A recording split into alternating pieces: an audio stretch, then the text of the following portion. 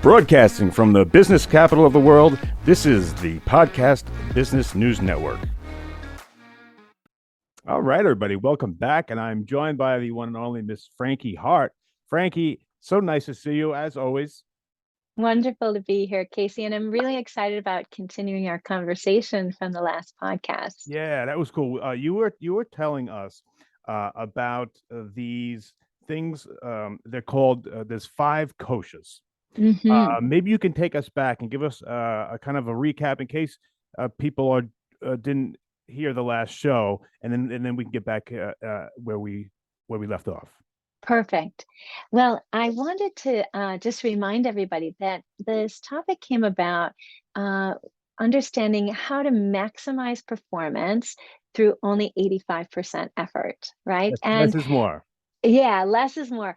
And we were talking, if you remember, Casey, that, we hear less is more, we say it all the time, but do we really believe it? Yeah, well, your student did. Your student's like, I want an A plus. I want an A. Exactly. Yeah. And I loved her honesty. She was like, what do you mean 85%? I want 100%.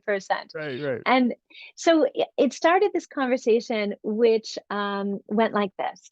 If effort, physical effort, and even mental effort, mental striving, if that is the only thing we're considering for success in the asana, then of course, asana being the pose or the practice, then of course we would all want to do 100%, right? Mm-hmm. But in the conversation with her, I started talking about how that's only one aspect of judging our success in the pose, or even better said, not so much judging our success in the pose, but being able to experience this transformation that yoga can bring about within us, within our body and our mind, our heart, our spirit. And that conversation led me into talking about something called the 5 koshas. This idea of a kosha, and a kosha is a sheath or layer of our being. They're often depicted as 5 of the Russian nesting dolls, The little one in dolls. the other. Okay. Exactly. And that at first we can only see the outermost doll, right? So unless we have some training or some prior study, we would have, or somebody gave us the secret, hey, your big sister said, hey, there's more dolls inside that doll. We wouldn't necessarily know, right? How Right. would we know unless we've seen it or experienced it or had a teacher? So all the way back in the 5th, 6th century BC, this is when this first image of the koshas appeared. And it was in one of the Upanishads. And the Upanishads are ancient texts of writing of yogic philosophy. And we see, so there's an ancient practice to this. And this particular Upanishad then is called the Taittiriya Upanishad. Taittiriya Upanishad. And the Upanishads are often told like fables where you're given ideas, but unless you have a teacher to help you break down the understanding of it, it can be a little difficult to read and just say, oh, I got that, right? Okay. So we're going to be just continuing to demystify these ideas of the koshas that are presented in this Upanishad or this ancient writing that came from the text. Frankie, when you say that there are 5,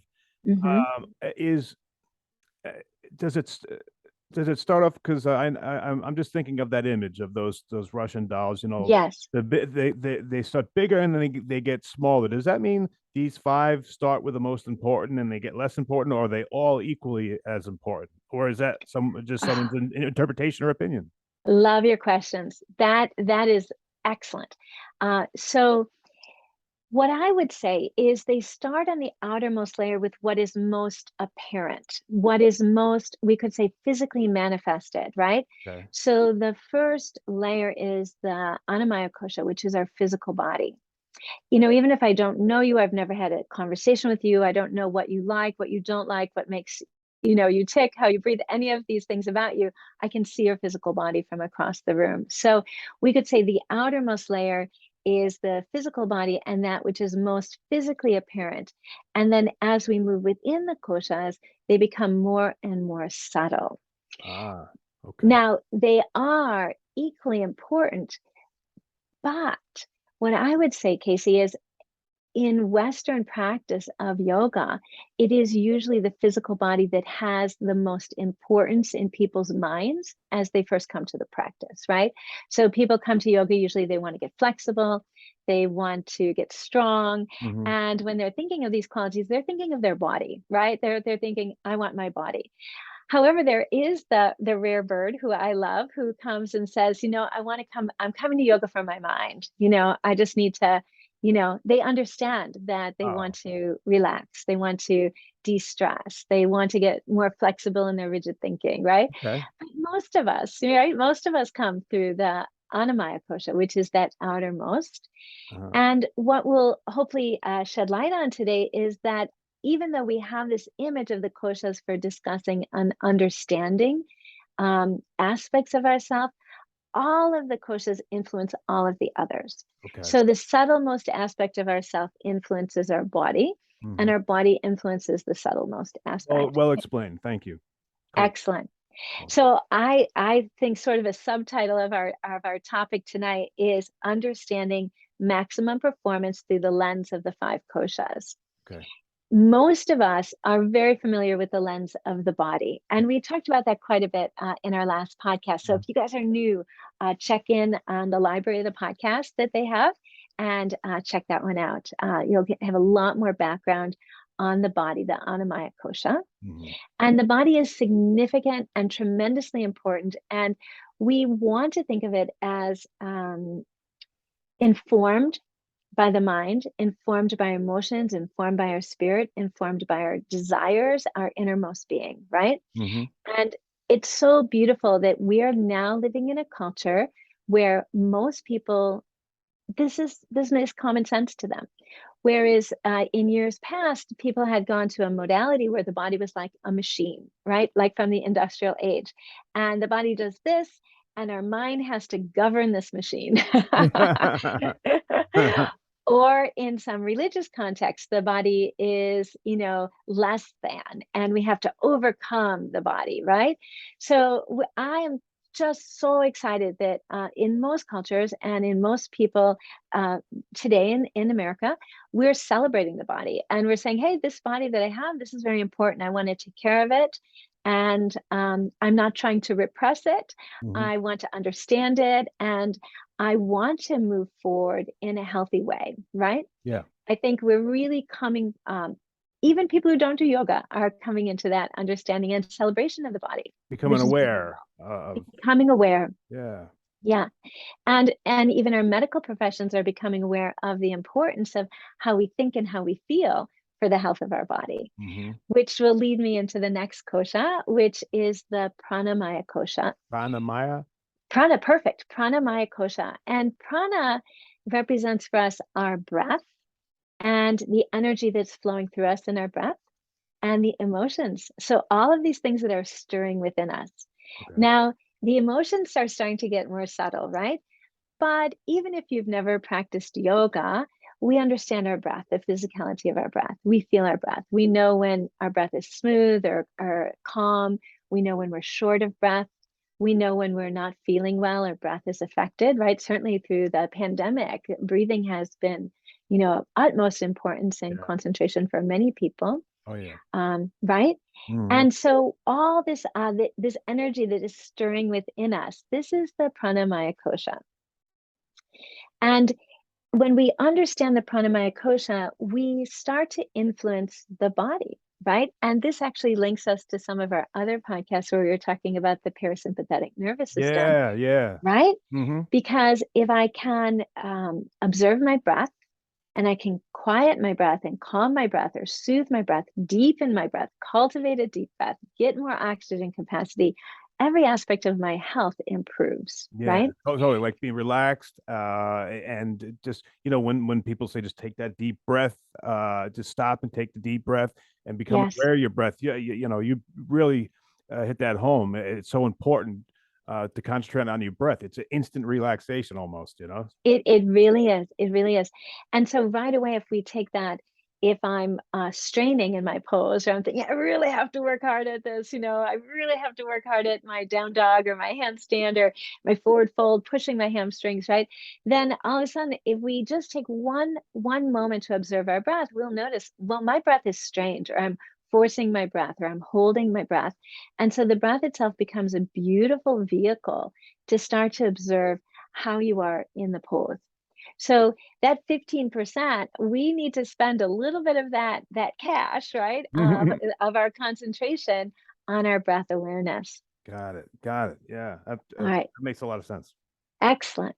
Now, the next kosha is the mind. And what's so interesting is in the yoga philosophy, and this is going back all of these thousands of years, the mind is given two layers. So usually when we talk about like body, mind, spirit practices, we give the mind one. So I know for me, when I first started studying this, I was like, oh, intrigued. Like, why does the mind have two layers? So the first layer of the mind is the manomaya kosha. And in the manomaya kosha, we can get caught in what yoga philosophy describes so beautifully as the vrittis. Vrittis are those whirling thoughts. You know how they start. Okay. Yeah. Now You I know have what you one mean. thought, your day's going okay until about, 30 minutes of being awake. And then all of a sudden who knows, you stub your toe. And the next thing you're like, oh, why do I always do this? And oh, this day is, and now, da, da, da, da, da, da. And they just whirl, right? Totally. One brings another. So those whirling thoughts are vrittis, and they can really influence our quality of life, right? So in the Manomaya Kosha, we're asked to observe, what is the nature of my mind? What is the nature of my thought? And can I focus that thought in a way that serves me, right? Mm. So I am the writer of the thoughts in my mind, even if I think I'm not. Yeah. Okay. Yeah. Right? Yeah. Right? I can have influence there. And so within the Manomaya Kosha, as a yogi or a person who practices yoga, we want to start to observe our thoughts and direct our thoughts. Now, we can't always catch them before they're flying, right? But once they are flying, can we catch that before it develops a whole bunch of friends or a whole Yeah. whirlpool of thinking, right? Mm-hmm. And that's where this term momentum is really beautiful. If I have a pattern of thought and I catch it right away, I don't have a lot of momentum with that thought. But if this is a thought I've been thinking, all day, it has a lot of momentum. Yeah. If this is a thought I've been thinking all year, it has a lot of momentum. If this is a thought I've been thinking for the last 20 years, it has a lot of momentum, right? Uh-huh. And this momentum and repetition of thought creates what in the yoga philosophy we call a samskara, or a pattern, a habit of thinking or a habit of being. And there's the idea that these habits get embedded into our subconscious or unconscious mind, right? So something happens, it's triggered, whew, we're off to the races with Yeah. that Yeah. thought. Yeah. Now, when it becomes conscious, that's where we can do something about it. I want to share with you and our audience how I was working with this in my class this morning. So in my yoga class, we went into a yoga pose, say down dog. And the first thing I asked them to do is to observe their body, to feel their body in the pose. And then I asked them to come to their breath, right? How are they observing their breath? And then I asked them to observe their mind. What are they thinking about, right?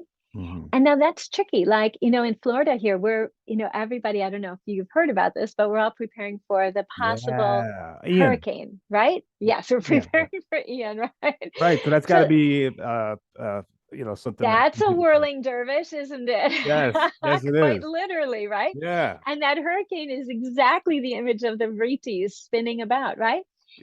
And so what does it create? It creates a lot of anxiety, Yes. potential fear. It uproots us, hard to settle. So as I was asking them to guide to their mind, and there are a lot of giggles in the room as people are thinking, oh, when I get home, do I have to get supplies? Do I have to put up storm windows? What do I do? Right? Mm-hmm. But in that moment, we're not doing any of those things, right? So in that moment, can we let our mind be focused on the actual practice of the asana? And so, say the old modality, I'm just forcing my body into this pose, but while I'm forcing my body into this pose in my mind, I'm running this whole checklist. I'm not even present to what I'm doing. I'm thinking about all this, and I'm in an anxious state, right? Yeah, yeah. And that anxious state is affecting the chemistry of my body, is affecting how my tissues are receiving the pose, and it's taking my awareness away. So I asked the class, and it was beautiful. Little by little, people were offering. I asked them, well, if we bring our mind, if we bring our concentration to the pose, we're focusing the mind. And then what will we focus to? So they started to give me ideas that I have been teaching them about how to do the pose. So they said I could be focusing on broadening my collarbones, or I could be focusing on pulling my thighs up, or I could be focusing on grounding my hands, or I could be focusing on lengthening my side bodies, right? So you see, even though this sounds so simple, if I'm focusing on that and having an embodied experience of that, I'm no longer focused on the hurricane, I see. right? I see. So now that stress, and I've been in Florida long enough to have seen hurricanes that we worry about for 5 days and then they never even come to us, and hurricanes that we think are going somewhere else. And then next thing you know, they're driving right through Lakeland. Right? But So, Frankie, can I ask, like, yeah. can uh, these things that you were talking about before that you've been thinking about today, you've been thinking about for a month or for a year or whatever, can do you think some of your students have kind of trained themselves when they come to Frankie's class for that hour that that stuff is not allowed to come in? Yes. Is that a Yes. mono That's exactly, Casey, the Manamaya Kosha. That's exactly right. So Iyengar has this, BKS Iyengar, an amazing, amazing, influential yogi in India who really perhaps had the greatest influence of bringing yoga to the West. Um, he talks about in his book Light on Life that these, we want to move from negative habits to positive habits, right? So if we're in the class and we start to focus on the poses, we start to focus to really be present to what we're doing, we can't have the same channel. Like, I can't be thinking about the hurricane while I'm thinking about my pose. right? I can't. Or the old samskaras, Casey, these are the big ones, right? Like, maybe I feel like I'm just not good enough, right? Maybe I feel like everything I do, I fall short, or part of me I feel is unlovable, or part of me I just feel like, I missed the boat, I right? understand. Right. We all carry these Yeah, long, long samskaras. But if I'm focused on, let's say, down dog channel, right? yeah. If I'm focused on my down dog and I'm really paying attention, I'm not paying attention to the channel that says I'm lacking or I'm unloved. I'm not paying attention to the channel that says I'm really anxious right now, right? Or I'm depressed, right? Hmm. I can really tune my mind.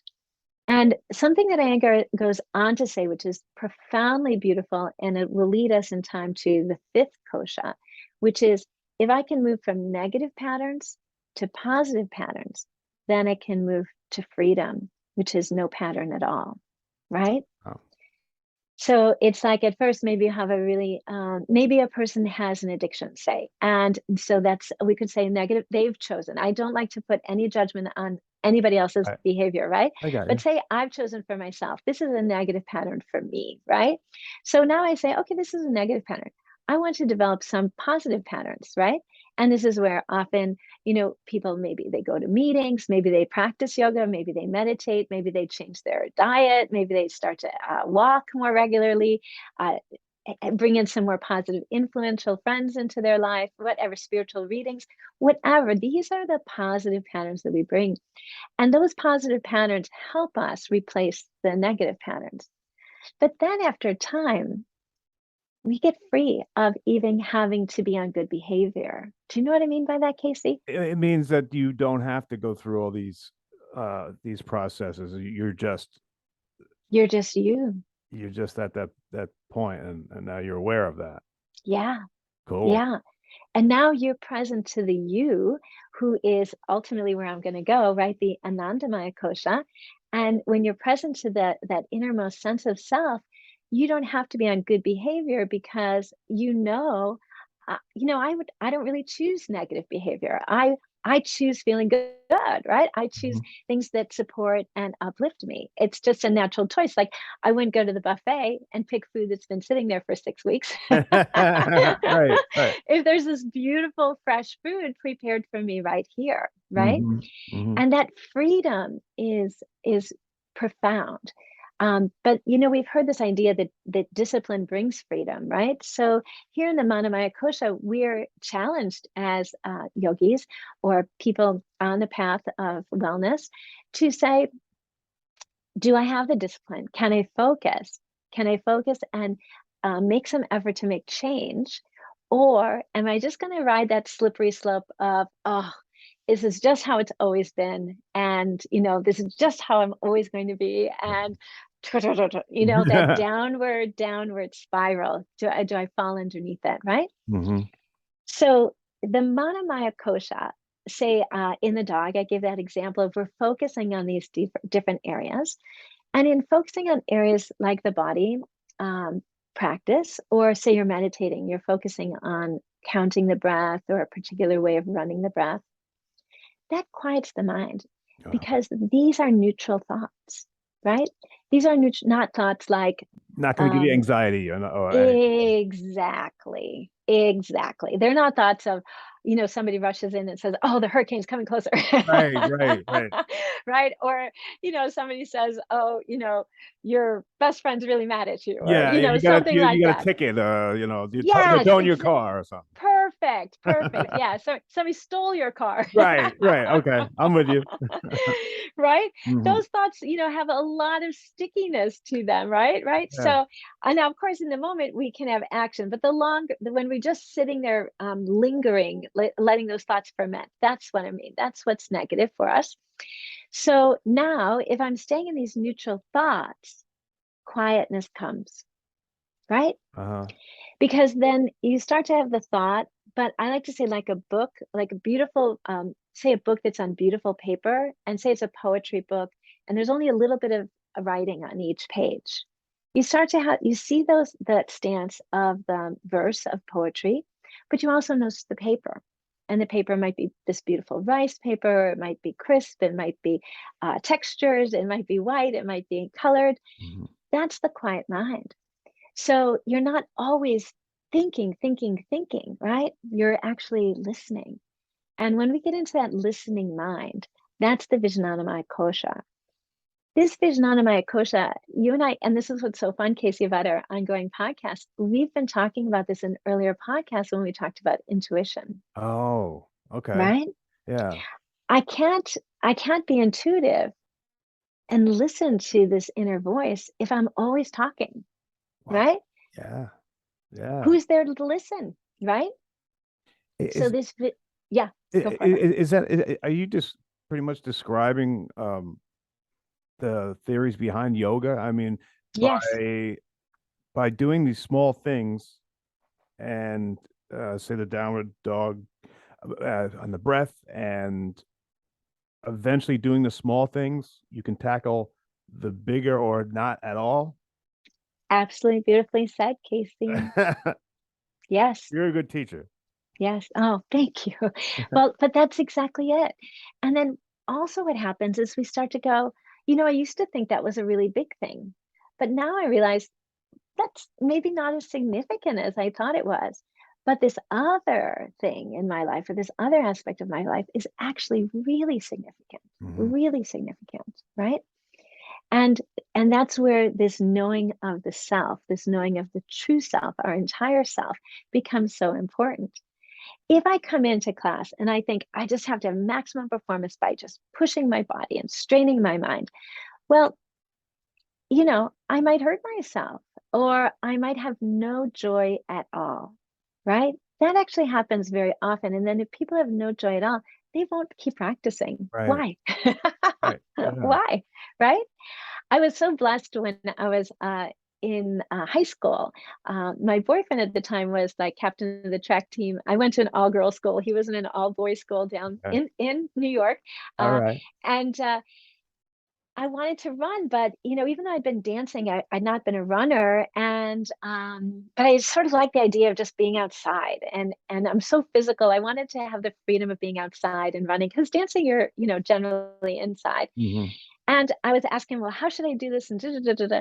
And he looked right away, and I was being kind of aggressive in my thoughts, as I think back, oh, how far should I run? How fast should I run? And da, da, da. And he said, Frankie, just decide, pick a time. Say you're going to run 15 minutes, and just see what happens. Mhm. And it was such a great, like, I believed him because he was excellent as a runner, right? If he didn't run, I would be like, well, that's silly. But it started within me a love for running and a love of listening to my body right away as I was running, right? Mhm. Oh. And so the same thing with the yoga, we might come in and say, well, I'm going to nail this, or I'm going to do that, or I'm going to perfect this. But then it doesn't allow us to be present to these other aspects, right? To what my body is actually experiencing. How is my breath flowing? How is my prana flowing, the energy flow? Which might be foreign to us as beginners, but I guarantee you, as the more you practice, you'll start to have a sense of that energy flow within you. Frankie, How is my mind? yeah, that is what a great lesson for today. But we are way out of time here, so let me give you the last word here. That was really, really interesting. I got a lot more questions. Maybe we can pick this up on the next Beautiful. one. But let me I give you think the it'll be last word. wonderful. All right. So the last word I want to say is, after we go through that quiet mind and the intuitive mind, we find the fifth and deepest kosha, which is called the Anandamaya kosha. And Ananda means bliss. In this kosha, we are the experiencer of our life. We're not the doer. We're not the person who's doing down dog. We're not the person who's making dinner. We're not the person who's having to eat dinner, but we're the person who's experiencing the practice. We're experiencing the relationship, experiencing the food we're eating. And even more important, one of the most beautiful words I like, as well as experiencer, is the enjoyer. The enjoyer. Nice. And Ananda means bliss. So when we come into that deepest aspect of ourself, you see, if I'm in this blissful state and I've come there through these, say, good practices, I'm not even tempted to go back to old practices, because I know how to tune in to that state of bliss within myself. Gotcha. Frankie, how do we get a hold of you? Frankie Hart at Satya, Satya, Life Yoga. You can go to Satya Life, SatyaLife.com, or call us at 863-802-YOGA. All right, Frankie, thank you so much. What a great show. Can't wait to hear what you got to say next. We'll talk soon. Right back. Awesome. Are you looking for even more of the podcasts and hosts that you love? The Podcast Business News Network is proud to announce that you now have even more ways to listen live. Check out the MyTuner Radio, online radio box, and Simple Radio apps on iOS and Android, or find us online. Search for Business News Network on mytuner-radio.com, or search Podcast Business News Network on streama.com and onlineradiobox.com/US. Take your podcast on the go and don't miss a minute of the action.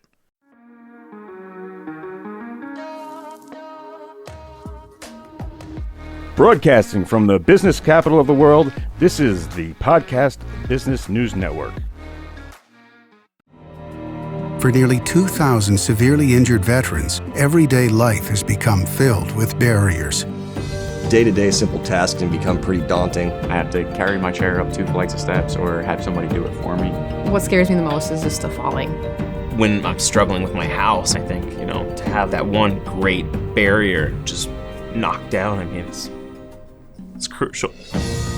Home for Our Troops is a wonderful nonprofit that builds a mortgage-free, fully adaptive, handicap-accessible house. And there's no catch. It'll be our very first home that we've ever owned. This is a game changer. This is where your life begins again. We need you to join us in completing this important mission. Please visit hfotusa.org and help build homes and rebuild lives. Because of you, everything's going to be okay.